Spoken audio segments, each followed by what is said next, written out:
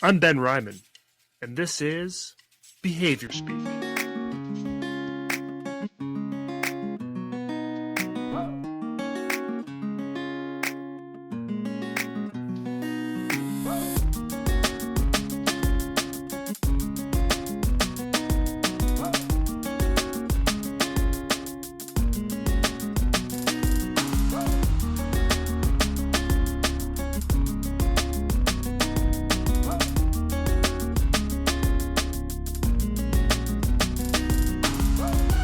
In this conversation, Nipa Bhupthani highlights the legacy of Dr. Vicci Tucci and the development of the competent learner model, which emphasizes a trauma-informed approach to teaching and learning.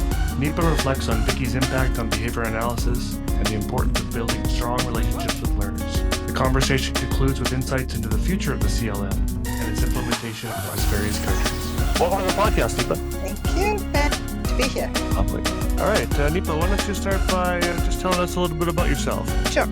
My name is Nipa Bhupthani, and I live in Abu Dhabi, United Arab Emirates. I've been here for the last 33 years. Born and raised in India, and then moved here. I started my career in Abu Dhabi as an early childhood educator.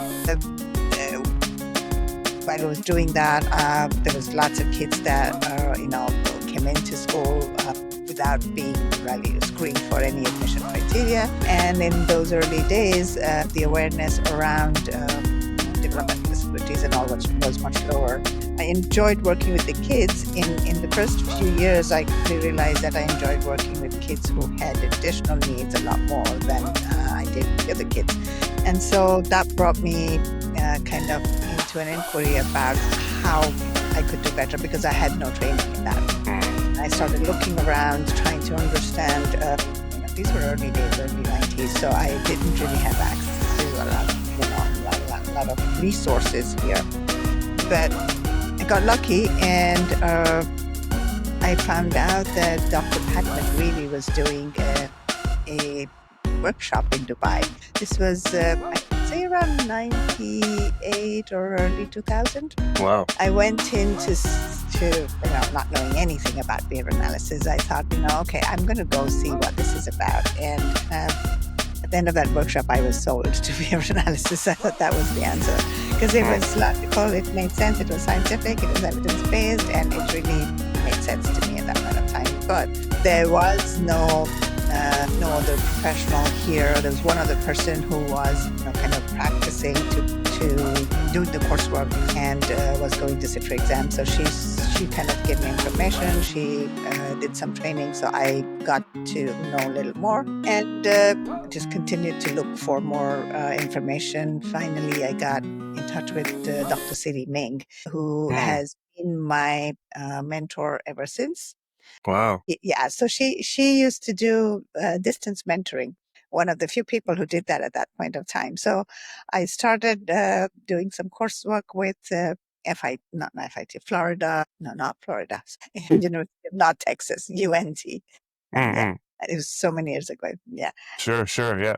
So with that, she, and I used to go do work with children in their homes, and I used to carry my JVC video camera and Oh my gosh. a tripod, and I'd set it up and I'd work with the kids and record the entire sessions, come home, watch the sessions, and then pull out parts that I needed supervision for, and then send them to Siri. I've been trying to remember how I used to send them, but I don't know how. I even asked Siri, and we kind of both are trying to figure out. Do you recall how big the tapes were? They were not tapes. I was sending them online somehow, but I can't remember what tool it was. I cannot remember. Oh, amazing. That. Yeah. Yes. And then, then we used to do Skype meetings, and then she would tell me. So it, and all, I'd say 70% of my supervision happened like that. So it was very interesting and very lonely, because I was just doing things on my own. I didn't really have anyone to bounce this off with. I used to meet Siri once in 2 weeks on Skype, and there was no WhatsApp. There was email, but it was not the best way to get feedback, right? So that was hard. I tried, and every time I would have a break, I'd go to different other countries and try and like do some workshops and trainings. Then finally I said to Siri, I said, you know what, I need to see how other behavior analysts work because I don't know what that's like. And so she suggested I go uh, do an internship in the US. So we looked around and I got accepted at Pat McGreevy. I am really losing names. Partington. Dr. Partington, that's right. Yes, Dr. Partington and the person who wrote Baby Map, his partner, they were Sundberg? Sundberg, the Mark Sundberg, yes. They wrote the the ABLs together, and then by the time Right. they had split. But Dr. Partington had a school in California called STARS, and I did an internship there for Very good. 8 weeks. Amazing program. I loved it. But my only comment to CD was like, everyone here is a super efficient, well-trained, sophisticated behavior analyst or even a therapist who's had many years of experience. So it was a very intensive program with a lot of expert need, like very expert-based, consultant-based program. And Sure. it's really good. But I said, I needed something that I can take back, which will build Yeah. capacity from zero. And I'm the only person there right now, and I cannot run the program, write the program, supervise the program, and train people and talk to Of parents course. and the kids. This is not going to work, I said, for me. It was a great experience, though. So she said, why don't you talk to Vicci Tucci? I'm like, okay, who is Vicci Tucci? And so she introduced us on email, and I wrote to her, and within 2 hours, I get back an email from Vicky saying, "I'm excited to meet you. I have a cottage on my land here. You could come and stay here, and then I can walk you through the competent learner model." And I'm like, "Who is this person who just invites a foreigner, a stranger, into their home, Wow. first their cottage?" And she said, "Oh, you'll see when you meet her." I mean, yes, that was. I am just so fortunate for that day in my life that I went there, and she just said, "Okay, here's the cottage and here's the CLM." It was a physical kit in a very large box and multiple files, and she said, take it apart, do what you want with it. And that was just like an amazing day of my life. And when I looked at it, I knew that was what was I needed, because the competent learner model had its own tools. It's an implementation model. It's designed, of course, behavior analysis, precision teaching, direct instruction. But the actual structure of it, which I don't think Vicky even realized, is an implementation science. It's based on the science of it. It's really written for large scale implementations. Wow. You can do it for one child in one home or one classroom, or an entire classroom, or a school, or an entire district, or an entire country. Like Amazing. it is really something else. And so I was very pleased because we could build capacity from scratch. You could take anybody who has, and there was no dogmatic requirement of education background or this or that or the other. As long as a person was able to read and write, use a computer, was willing to learn and understood and had a good level of English, we could teach them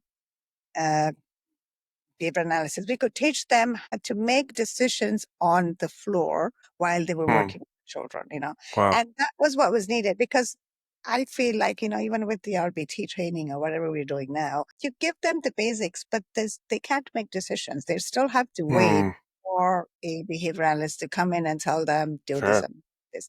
But a CLM builds competencies enough for the person on the ground to make the decision in that moment, and then go back and defend their decision, that why they made that decision. And if that logic does not work, then the behavior analyst will tell them, why don't we do something else? Like this didn't work. But you don't have to end up waiting for a couple of days until the behavior analyst walks in, to make any decisions for the child. So I thought that was really, really useful for us, because in the UAE at that time, there was really no requirement, as in professional training or education, for people to work with children with autism. And there weren't people. So we had to, we were just, we were happy to take whoever was willing to do the work. And so when I came back, at that point, I was working at a rehab center here, and I spoke to my director, and he was excited and very supportive. And so we were able to implement that in the actual autism classrooms that were running. So the other thing with the CLM was that you didn't have to stop what you were doing. Vicci didn't write to like throw away everything that you're doing and start from scratch. It was you plugged in while it was still whatever that was working, you kept. And you plugged in and you brought change about very gradually, because she says it very clearly, if you bring about entire change, people, or the adults in that room, are not going to own that change. You're taking away from them what they actually know and what is working for them. So you really have to make change reinforcing for them. You have to Love present. that. Yeah. And so it was, and that's why it was easy to do, because we had an existing system going. It was not perfect, but it was working in some ways. And we gradually started to train the people in the CLM. CLM has its own training module. So we started training them. As they take a unit, they learn about one part of what they're doing and change that. And then the expectation, because like I said earlier, the implementation science, it's across 4 phases. So in phase 1, you're not expecting everything, right? Because most programs that I saw was like, okay, when you implement this, then everything has to be perfect. Like everything works in a certain way from day one. And which is not reality. It never happens. It cannot happen. So putting that pressure on your team that now, because we are doing this implementation now, you have to have A, B, C, D, everything in place, versus only going to pick these many things and change these for now, and then look at the next. And over 4 phases is when everybody gets the training that they need until through the units that they're supposed to complete as instructors. And the implementers are supposed to take training in the implementation and the administration. So everybody is taking the training and learning together, and it's all scaffolded such that it supports what you know, and you add learning on top of it. So I think that really worked well for us, because we were able to coach our entire department, train and coach our entire department through the competent learner model. And it didn't seem like a task that was too difficult to do or achieve, because it was in small bits. It's very behaviorally designed. People were shaped into becoming CLMers over time. Right.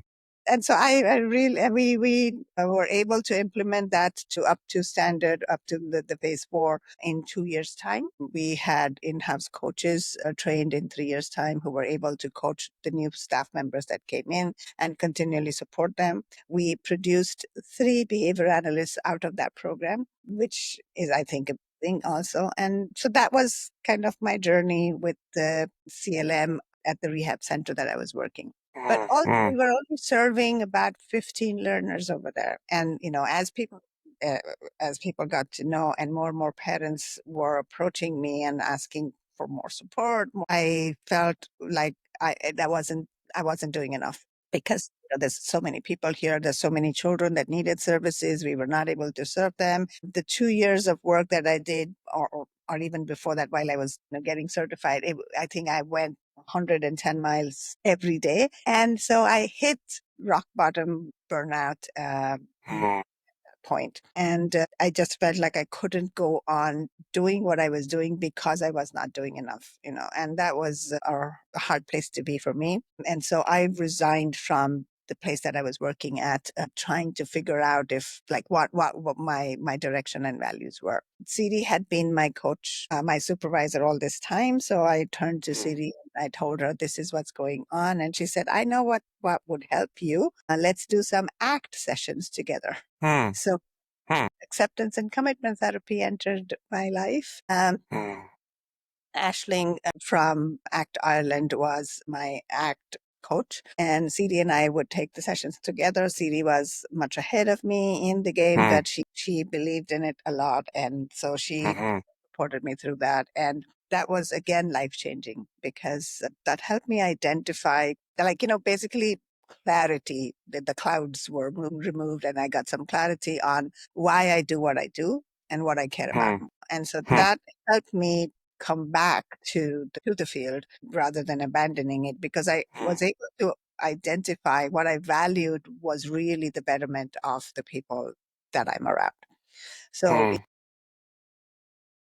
and I also understood that I need to accept that I'm not going to be able to do magic and it's not going to go away. And this discomfort that is there of not being able to fix everything, I'm not going to be able to fix everything. But whatever I do every day, as long as it's matched to where I want to go, like every small difference counts. And that was really helpful. And then since then, I continued to do ACT workshops and trainings, take ACT workshops and trainings and embed that into my life every day. And also realizing that this burnout is going to happen to everybody who's working in the field. So for my team, I started to implement that with my team a lot. We do ACT sessions and we talk ACT language and we kind of sit down and do the matrix a couple of times, every year to see like where are we with our values and if that is the discomfort that we're feeling. What are we escaping from? What are we avoiding? So just identifying behaviors that we engage in and what they're connected to. And that has been very useful for my team and myself. And also kind of it then penetrates into your personal life, of course, because this becomes the way you live. Right? So that's been very useful. The other thing that where it has been very, very useful is with the families that we work with. How conversations are around values most of the time now, rather than around, what they should do, what they should not do.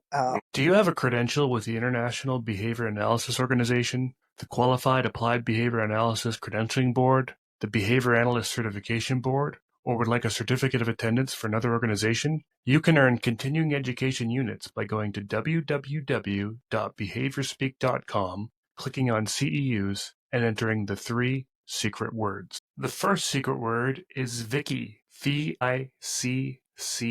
Or traditional behavior analytic ignore this behavior because whatever. So we don't, our conversations are not around that. Our conversations around values. And a lot of times we have parents who are struggling so much with just, things that are beyond their control and beyond what will happen when my 3-year-old will be 21. And so all of those. So in all of that, our ACT has been very, very useful, where we can sit down and talk about today, and what is the smallest thing that we could do today that will lead us to where you want to be when your child is 21. And also in accepting what might not be or what might be, so those conversations are hard conversations to have, but it's been useful to have the ACT background in having those conversations. Simultaneously, I'd say, I think my CLM and my story are kind of so interwoven that I can't separate. But Vicci has been a force in my life, and she continued to support us. She came over to Abu Dhabi a couple of times, and saw the work that we were doing, and continued to support me through, our Zoom calls and our Skype calls in those days. The CLM, and now in 2016, then I opened my own company here called the Applied and Behavioral Training Institute, where we first started with just providing ABA trainings, but more from the CLM perspective on, because that is so ingrained in everything that we do. And so like a combination of CLM, ACT, and ABA, that's the kind of trainings that we have designed here. And that's what we provide for educators and parents initially. Now we've grown into sensitization for the community, for corporates.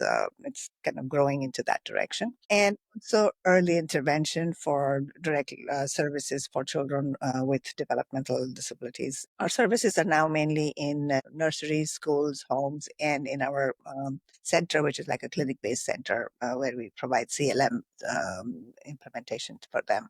Just before that, I also started the Autism Support Network, which was a network for parents and professionals to meet each other without having to pay for anything. So, because in those days there was, and this is, I'm saying 2012, 2011, 12, when in the UAE, you have to know, like UAE is a newer country. It's only a 50-year-old country. So everything was very new. Awareness was very minimal. Acceptance of anything different or disability was very, very low. And so at that point of time, another important fact is that 80% of the population of UAE is expatriate. People come from outside the country, like myself, to work, Mm. living, and but they don't, like in the other countries like the US or Canada, they do not become permanent residents. You live in the country until you're working, and once you finish working, you go back.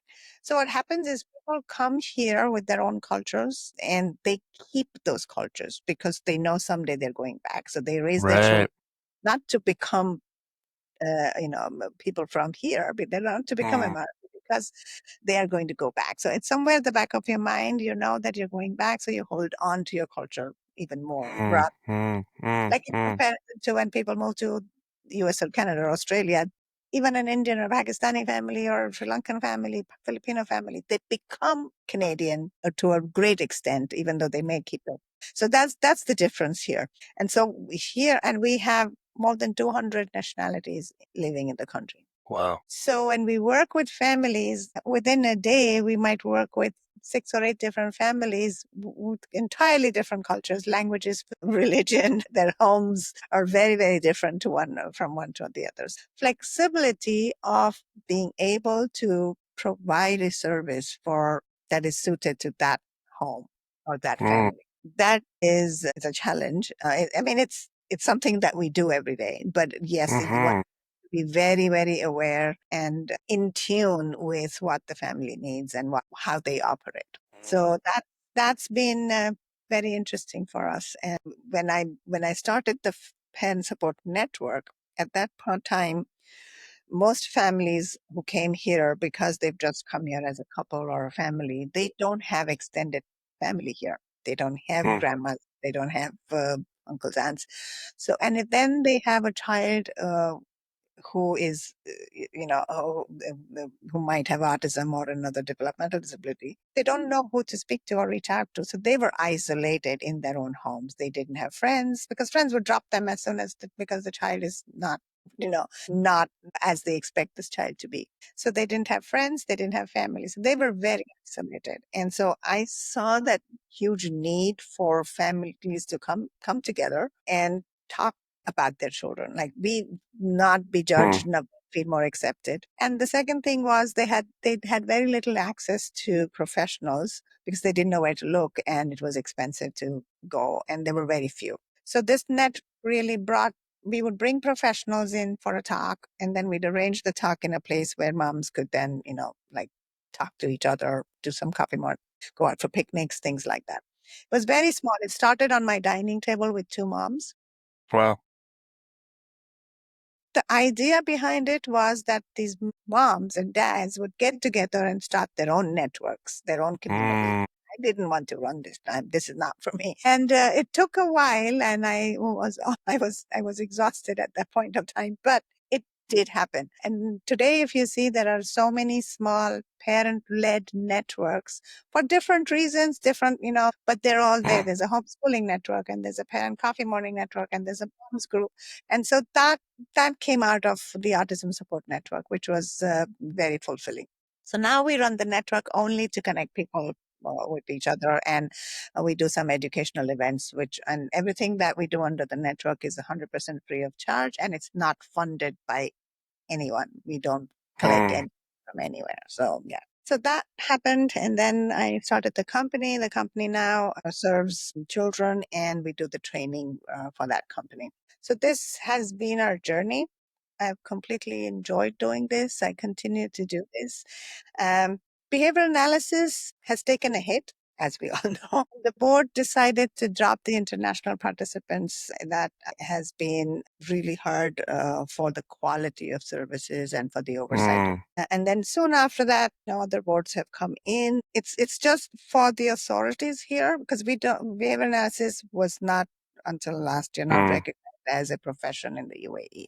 Mm. There's no professional licensing. There was no local certification. There was one which shut down. So as professionals, we are kind of left homeless.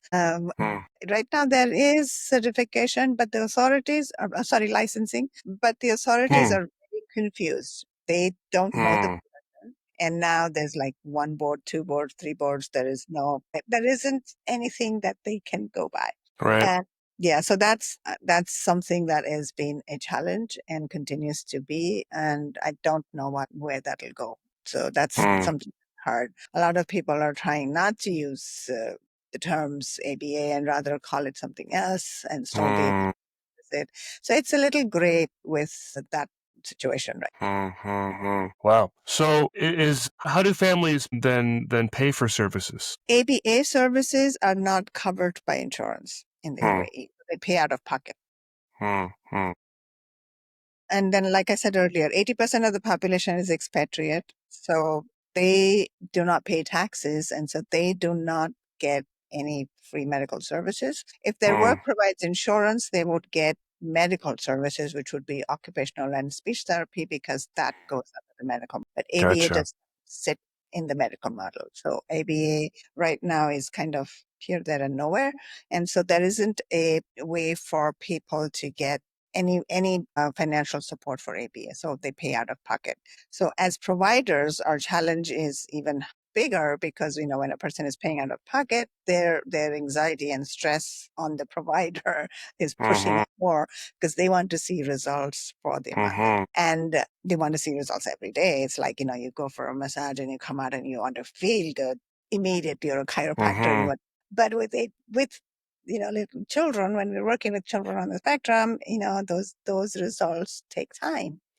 And mm-hmm, the investment, financial investment that the parents are making in it is large. mm-hmm. Sometimes almost like 20 or 30% of their income is going into this. So it's Wow. huge. And people with low income brackets just cannot afford ABA. They cannot. So Mm-hmm, and that opens doors to a lot of malpractice because there's people who've just taken a course somewhere and will call themselves behavior therapists and go and sure. and so there's the profession, like I said, is at risk right now with all of that. So it's Hmm. a challenge.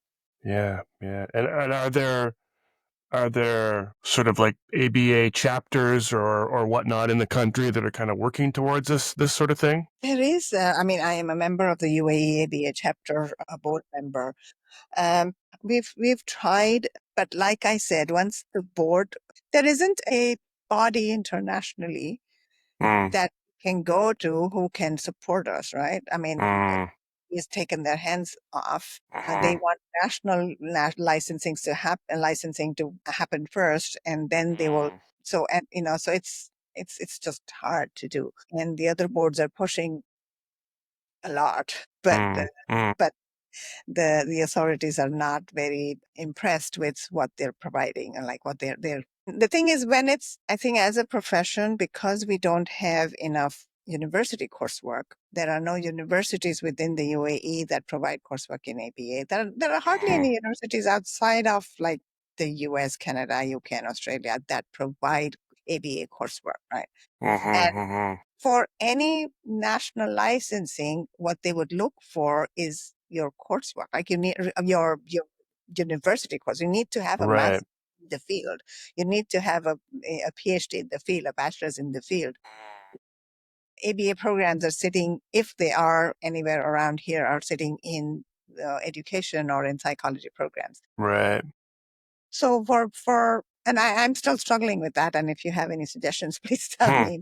Like, how does one call themselves a behavior analyst without having a degree in behavior analysis? Yes, yes. But all these years, like, I don't have a degree in behavior analysis. Mine is in special education, right? So, and if you look at it from the perspective of the licensing authorities, they're like, Mm-hmm. how do we weed through this? Whereas there is, and if we give them a matrix, they're like, no, but if you have a master's in psychology, how can you be a behavior analyst? Mm-hmm. So it's quite a challenge right now. And I think this is worldwide. Everybody's going to face this. And if they go only, the authority right now has stopped on the point where they will only license people who have masters in behavior analysis. There's two people in the country Wow. because the behavior analysis masters is like a new thing. Most Mm-hmm. Mm-hmm. people got there, like people, at least before, I'd say 2010, most people have their masters in a related field. Of course, yeah. There weren't Yeah. ABA master's courses then. I don't have an ABA master's. Yeah. I mean, Yeah, most people don't. And so what I'm saying to the authorities here is then that means you would just throw out all the people who have the experience. You'll take in people who are very young and who don't have the experience but have their masters in ABA. And I think both bring so much to the table, and you can't do away with any. So there needs to be a combination, and they need to be able to open up. But I see their point that it's just hard for them to figure out who gets in and who doesn't. wow. Wow. Yeah. Quite a challenge. Yes. So before I met you, I knew very little about Dr. Vicci Tucci. I wonder if you could tell me more about Vicci Tucci and kind of where this model came from, and kind of dig into more about sort of how the whole model works. Sure. Firstly, she would probably tell you that she's not a doctor. She never got her PhD. She thought it would be better use of her time to actually work with people that she served rather than spend her time getting a PhD. Fair. But she, I mean, she was a brilliant, brilliant woman. I don't even I no matter what I say, I'm not going to do justice to who she was. But how CLM came about, I will tell you the story that she always tells is that when she graduated from West Virginia, a psychology department at the University of West Virginia, and she graduated with ABA coursework. And she was employed by a facility that had adults with special needs.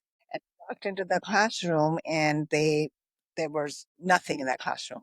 Literally, she had no resources and not even pencils. And she had to figure out how to work with a group of adults who had zero skills. And she realized that they were all teachable. You could teach them, but she just needed to know how, and she just needed to do it systematically and she really believed in teaching them the pivotal skills, which will open up more opportunities for them rather than teaching them dogmatic skills at that point of time. That's where she started. She just, got a ball and she started working with them, playing with them. From that, she learned that each of one of them had competencies, had certain repertoires that were there, and a lot of them that needed to be taught and established. And she started to document everything that she was doing. And the competent learner model was born from that. She wrote from that time until the day she died.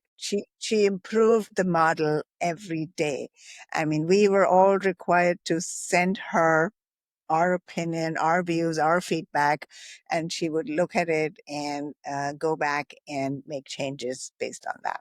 It never was like done dusted. Even the unit 13 that she was writing is still she was still writing it when she passed. So she she brings so much joy to education. There was a point when I was studying behavior analysis where I thought I cannot do this because I came from childhood education. Some of the coursework that I did, and I had another mentor who was she required me to wash the face of a 3-year-old who was falling asleep on the table because he had fever. And she was like, no, he's escaping your demands and you need to him up, wash his face, and bring him back to the table.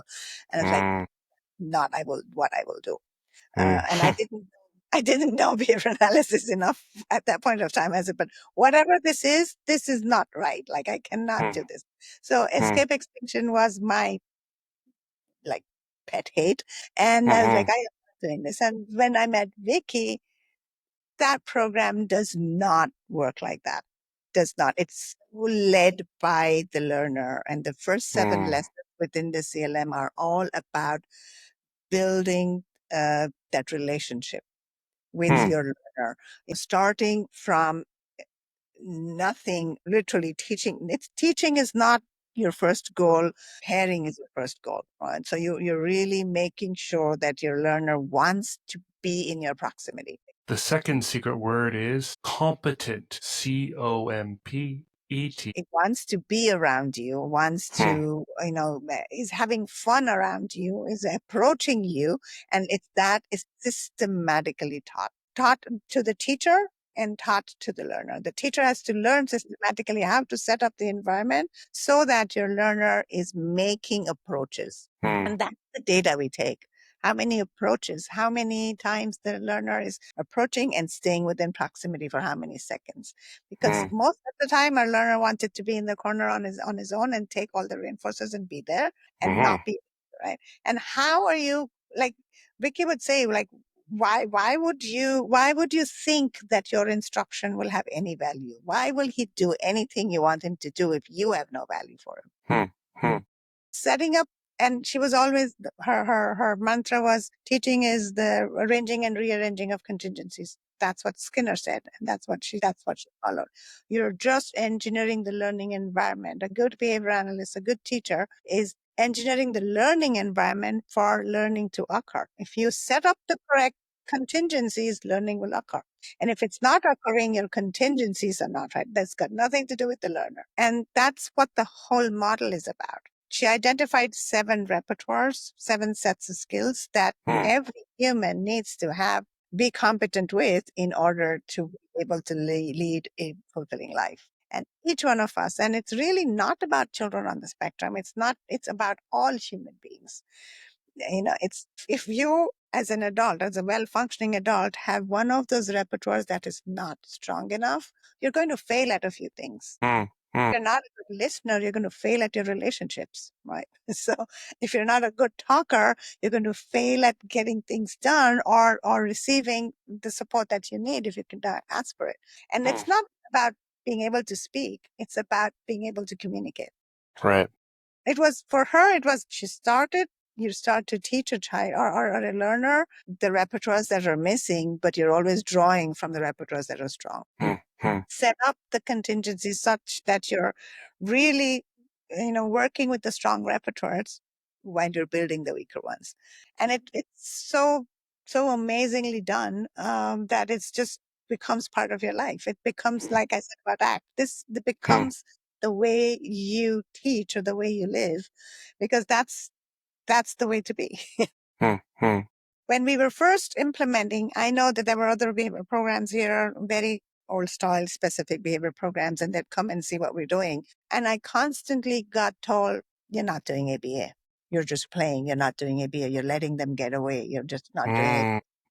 And because I had not worked with in many behavioral programs and really communicated or interacted a lot with other behavior analysts, I had a lot of doubt. I used to wonder if this is behavior analysis. I didn't doubt what we were doing, but I doubted if this can be called behavior analysis. And now it's the cool thing. Coolest thing to do. It really is. And every time me or any of my team members listen to all the cool stuff now, and we're like, but did you always do this? Did he always teach us to do this? So that was Vicci's work. And she has impacted so many lives. It's just, I think once you actually adopt CLM, that becomes your life. That becomes who you are. It's really hard to not do that. I've met colleagues or other CLMers who have, for other, whatever reasons, have had to drop CLM and be working in other programs. They always say how hard that is to do that for them. And they're constantly trying to get CLM in there. Yeah. If you want to talk about the package itself, CLM components for the tools for the learners. There's a curriculum, a placement, and an assessment tool. For the learners. There is the training tool for the instructors, as we call them, which they take units online, and it's a coaching model. So everybody has to be able to do what they learn. Just knowing it is not enough. You've got to be able to do it. And you do it in front of your coach, along with your coach. It's a model lead test. So the coach models it, you do it. If you can't do it, she'll do it again for you. And it's a self-paced learning model. So when you feel that you're confident and competent enough in that skill, and your coach is able to check you out of that skill, of that unit, then you move to the next one. So some people take years, some take 2 years. It depends on every person's own competencies. And then you can graduate from that to becoming a coach, where the coaching units are all about a coach in training is coaching an instructor in front of a coach. So it's a team model again. And then beyond that, you can become a coordinator where you're overseeing large scale entire implementations. So it's, and 30 years ago, she wrote all these parts. And then there is the administrators modules where there's training for administrators, and there's a toolkit for administrators on how to implement this and how to support the implementation, how to remove barriers for the implementers as an administrator so that you can support an implementation. Because an implementation of this kind requires barriers to be removed because there are so many dogmatic barriers on any and so that's in there. And then there's a parent, the parents have access to training and coaching. And now all of that, initially all of this was on hard copies and CD-ROM drives. I had the CD-ROMs still. Each unit was on a CD-ROM. But now we have the CLM Center of Excellence. It's online and it has all the courses and lots of professional development. Dr. Kathy Scott developed the Center of Excellence, and that supports implementations worldwide and really brings the CLM community together for sharing and learning through the CLM Center of Excellence. They also provide the QABA courses and the BACB courses for those in the countries where it's still prevalent. So we've had a lot of staff members take that work and become qualified. So it's a CLM QBA course sequence. And I see. You have to do both. You're required to do both while you do that. So that's been a very successful model also. Vicci just kind of continued her work supporting behavior analysis, supporting the right kind of behavior analysis. And she had no fear in saying, this is the way it should be. This is how it should be. And she had a lot of opposition. I think being a woman behavior analyst in those days and not having a PhD, she got a lot of flack from that, from the like it. You don't know what you're doing because you didn't do PhD, you don't have a PhD. And so, but she was fearless. She stood up in crowds of thousands of, behavior analysts in a room and supported the right. I remember I was at a conference in Pennsylvania, the Autism National Conference, and there was a room full of people. There was a panel with Vicci on it and some very influential behavior analysts on stage. And a parent stood up and said something that whatever the strategy is, I have tried and it does not work with my child. And, and one of the very influential behavior analysts kind of said to her that if it didn't work, that means she didn't do a good job of trying. And, kind of put the blame back on the parent. Sure. Maybe he didn't mean to do it that way. I don't know what it was, but it wasn't supportive to the parent at that point of time. And Vicci asked for the mic and we were like, oh my God, she's just, let's not. And she said, you know what? And she asked the parent to stand up and she said, I understand and I'm supportive of what you did. And she then gave different ways of how the parent could try, but like in a very supportive manner. And, and that's who Vicci was. She will stand up and support the parent or the person who is the weakest in that room. Like that's who she was for that and for what she believed in. She, and I mean, she was a hoot. She loved to party. She had a great sense of humor. She would really make, another thing, a funny story is like she would call us all kiddos. We're all kiddos and you couldn't argue with her. She knew best. But then she'll come back and an hour later and look up, if you've argued something, and come back and say, you know what, kiddo, you were right.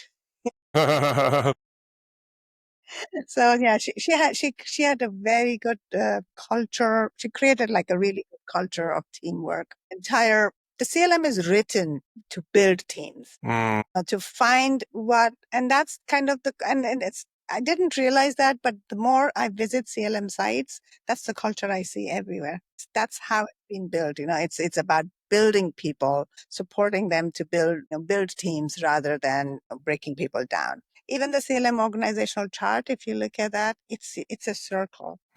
It's not hierarchical. And the person who gets to have the most input is the person who is on the ground with the learner. Not the behavior analyst, not the teacher, not the principal. It's the person who is, if whoever is working directly with the child. They know best. And she would ask us all to check with the person who is working with the child, whether it's the mom, the RBT, or the instructor, or the teacher. And then, whenever you ask her a question, she'd say, I don't know. I don't know. That was her answer always was, how would I know? You know the child, you figure it out, and then you look at maybe this, or this, but she would never have an answer. She would never say, I think it is this. Never. I've never heard her give an answer when I've gone to her and asked for whatever the incident is, and this is what would you think? And she'd say, I don't know. So always her answer, I don't know. So yeah, amazing woman, and she worked so hard every day. The only thing she cared about was the learners and their families, that they got a good service and that they really kind of had the best version of the lives that they can. Yeah, she sounds very generous and empowering and very humble. Extremely, very kind, very generous, very empowering. Yes, very trusting also. Very trusting. Yeah. It always worked for her, but yes, very trusting. And it just sounded like then the RBTs or the frontline folks or the parents or whoever they were that were implementing were then, would feel really valued, which I think is something that may be missing from a lot of the BCBA RBT kind of models, and probably a big reason. It's interesting. Just yesterday I was in a local discussion group, and a lot of discussion about the high turnover rate of RBTs and direct support professionals and what's happening in the field and what can we do about it. And in some ways, some of the blame was being directed towards the RBTs. In other ways, it was the systems, it was the funding, it was those sorts of things. And it seems like maybe a model like this might also lead to better staff retention and less turnover. Absolutely. I can say that for my company, we see very little turnover. And in this country, otherwise the turnover is huge. But in my company, we don't. The only people that have left, I would say almost all the people who have left because they've moved countries. They've left the country, and so wherever they go, they take it with them. But we have very little turnover. Or if there's medical reasons that people have left, that would be the only thing. I don't have people who have left us and gone work somewhere else. You talk about it, the many sites and whatnot. Do you have an idea of sort of like how widespread the model is? How many sites there are? How many countries it's in? That sort of thing. I can count them. I don't know. I mean, they're in Malaysia, Philippines, UAE, Italy, France, UK, Canada, of course, a lot of states in the US, and Bulgaria. Yeah, Bulgaria. Wow. Yeah. Interesting. It's just about 10 countries that I remember. Within the US, many sites, and they do schools, they do school districts and homes, both of those. Yeah. I saw that you kind of talked about how ABA has recently taken a hit, maybe many hits, I think, depending where you go. And, a lot of the complaints about ABA, sound like a lot of the things that you're not doing that we don't find in sort of the complement learning model, and I found this in a couple other frameworks as well, where these are things that folks have been doing for years, but no one bought into them, and in fact accused them of not being ABA, which is interesting. You had to, in order to be ABA, you had to have some of these problematic aspects sort of built into your programming. I noticed just recently, just this past May, there was a presentation at ABAI on the model and framing it as trauma-informed practice. I know that's a big part of the lingo right now in our field, and a lot of folks are sort of applying the two terms. There's sort of three terms that I think every agency in the U.S. has applied to their company: compassionate, neurodiversity affirming, and trauma-informed. And and I've had quite a few discussions on the podcast, and I can point folks to some episodes on how that might not actually be the case, and those might just more be labels. But I'm curious sort of how the CLM model fits nicely as a trauma-informed practice. So I think trauma informed means, to me, what I understand is being informed of the other person's experience of trauma. And then it's about perspective taking. So there's your act in there. And you're taking the perspective of the other person of how and what they are feeling when they are, when you're engaging with them, taking into account the history that they've had and taking into account of maybe the condition or the environment that they're in right now. How do you continue to help them learn, keeping all of this in the forefront? And so what are you presenting? What is your expectation, and how are you engaging with them? And with the CLM, again, it was written that many years ago, and this language was not part of it, but it is still very trauma informed, as in, for example, like I said earlier, just keeping in mind that a 8-year-old child with autism walks into your room the first time, we just would assume that, and we know you want the history that he's not participating, he's breaking furniture, throwing stuff in school, whatever is happening, there is no instructional control. We learned from that these environments are aversive to him. That things in this environment, or even just adults, or adults that look like teachers, or pencils, or books, or tables, or whatever test, all of that is aversive. It is literally written down within our CLM curriculum how to set up that environment. Like, look for things that might be aversive and do not present those. Find things that are actually, you're actually looking out for things, or just wait. Like, your first time it comes in, you just wait. Don't present yourself right in front of his face. Just wait. Give him 10 minutes to walk around, find and observe what is he going to, where does he stop? Where is his interest? Look at his eyes, look at his body, look at the precursors. Like, when does his body open up, and when do you see kind of a smile or even a peaceful look on his face, versus him trying to, break something.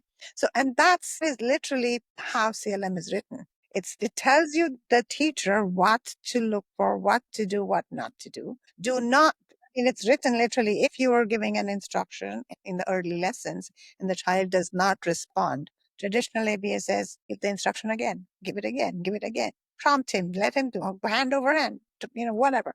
CLM says, let it go. Just let it go for 15, 20 seconds, for a minute, find something else to do, something that's more engaging, and try again after a minute. It doesn't, let it go, try again.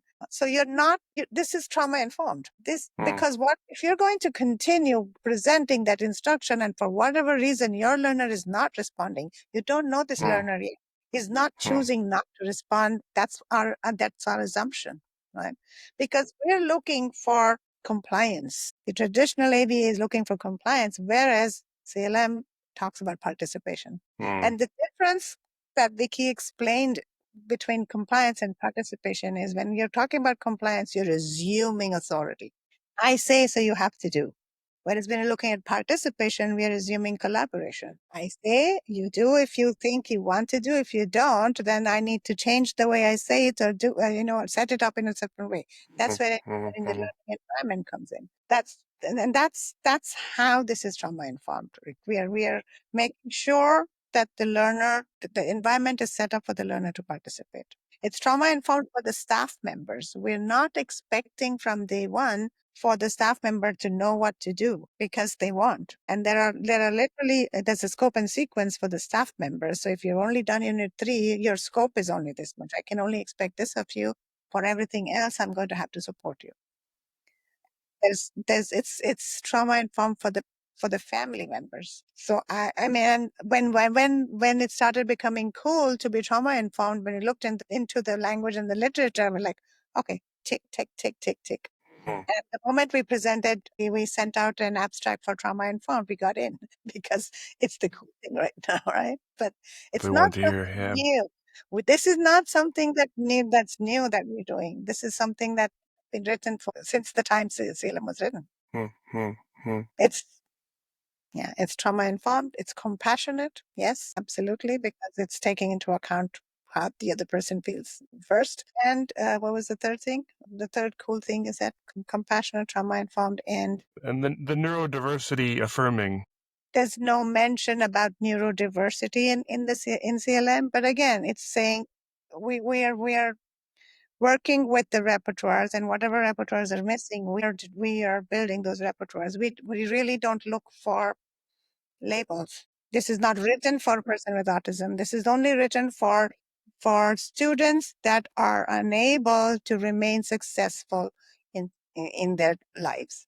And the third secret word is, of course, Tucci. That's what the language.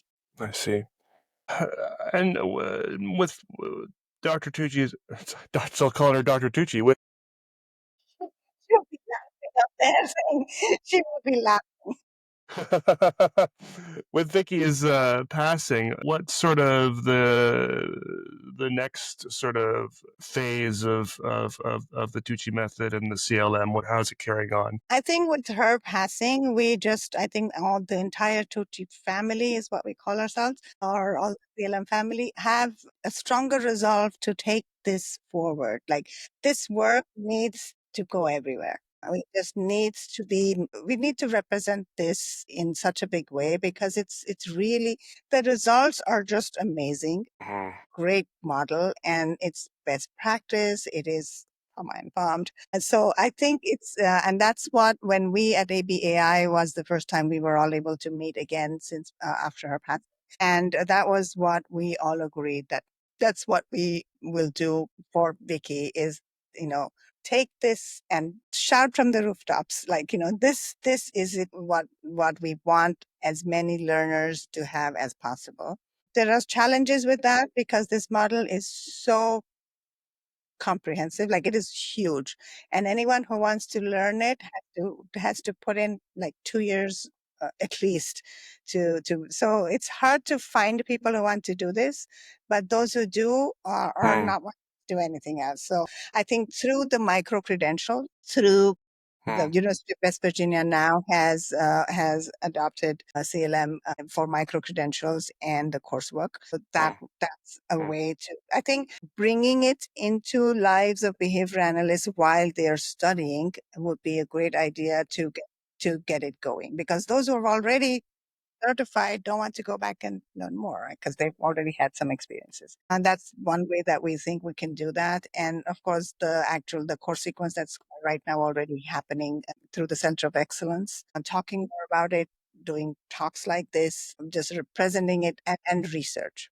Vicci, like I said to you earlier, believe that this needs to get to more people. So none of us as a culture have put in more time, resources into measuring the impact. And that's an important part. We really need to publish research. There's been some, but we need to more research, and that's where I think we will be going next. Well, that's how folks will listen, and hopefully more will adopt it as a result, because that's something they'll be looking for, and that'll make it more ABA, right? This is the thing, right? I mean, this is the challenge. Yes. Yeah. Great. Well, Nipa, thanks so much for coming on and kind of sharing your story and your history and kind of how you got in the field, teaching us, a little bit more about Vicci Tucci and her legacy, and sharing in detail about the competent learning model. I had not heard of it before I met you, and it sounds fascinating. I'm looking forward to kind of digging into it. Where can folks go just if they wanted to learn more about the model, as well as maybe learn more about some of the work you're doing? So for the model, the CLM Center of Excellence has a website, and you can go there and find more information. There is also a free like a course that you can take that will walk you through the CLM. And for us, our website is also abtinstitute.org, and I can send that to you, and so people can look that up. Yeah, people can look that up or follow our socials and get more information about what we do. Like I said, now we're kind of gearing more and more into trying to do more training, more talks about CLM and about diversity, inclusion in the community within the UAE, because that's where UAE is at. Absolutely. Nipa, thanks for coming on the podcast. Thank you so much, Ben. It has been a pleasure, and I wish you all the best for the podcast. It's doing so well. I'm so glad. Thanks so much. Thank you. Bye-bye. If you enjoyed this episode, Please consider leaving a review on Apple Podcasts, Spotify, or wherever you get your podcasts. And please follow us on Instagram @BehaviorSpeak.